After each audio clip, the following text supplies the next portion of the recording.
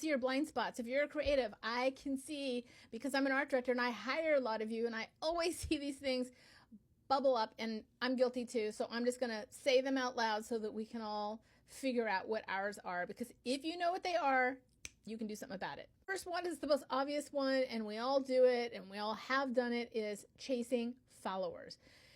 And social media. Okay, so if you're doing that, you know you're doing it when you're doing it. Sometimes it comes off as desperate. Sometimes it comes off as trying too hard, trying to chase all the different trends so that you can get the, people following you. To me, I think that what's more important when you're on social media is to continue to improve on your skills, what you're doing, but more importantly is to fall back on why you started this in the first place. Why did you start designing?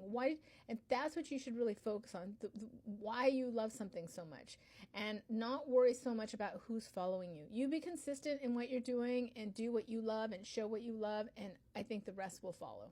Second one is relying too much on your pro work or your published work to carry your portfolio. In some cases, yes, but in other cases, sometimes your personal work is your best work. And just after looking at so many portfolios, sometimes the personal work is way more interesting.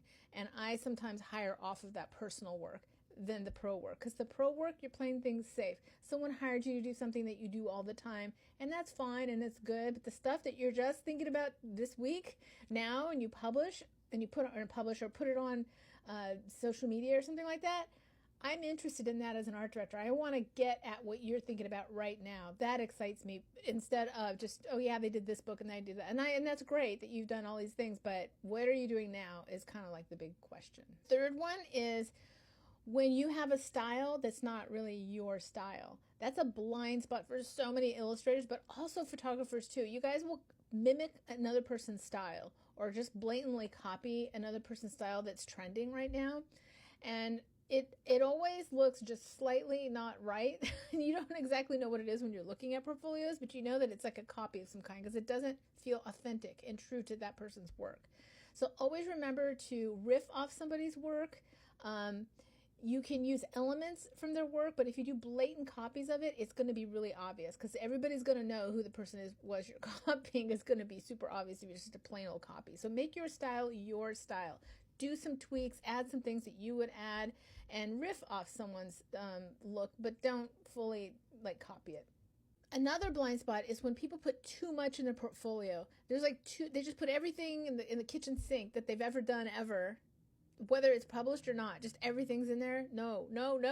You need to learn how to edit your work, how to have a discerning eye and edit for who your audience is, but learn to understand and know which pieces might be your weaker pieces that may not be, I don't know, and it might not have the strength of the other pieces in the portfolio, and it will bring down. A lot of people don't realize this, but your worst piece in your portfolio is what you're going to be judged on. So make sure there are no weak pieces in your portfolio.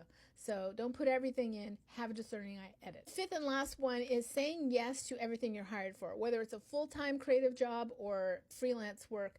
It's not always a yes for me. I think everybody should be pretty careful in why they accept certain jobs. If you get a bad feeling, your instinct is saying no, then don't take it.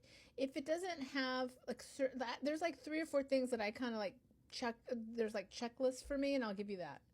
If I can get 2 out of these 4, then I feel like I'm doing good when I keep in mind these 4 things to see what I'm getting out of it. You should have a list of your own that works for you. Okay, I hope this helps. Bye.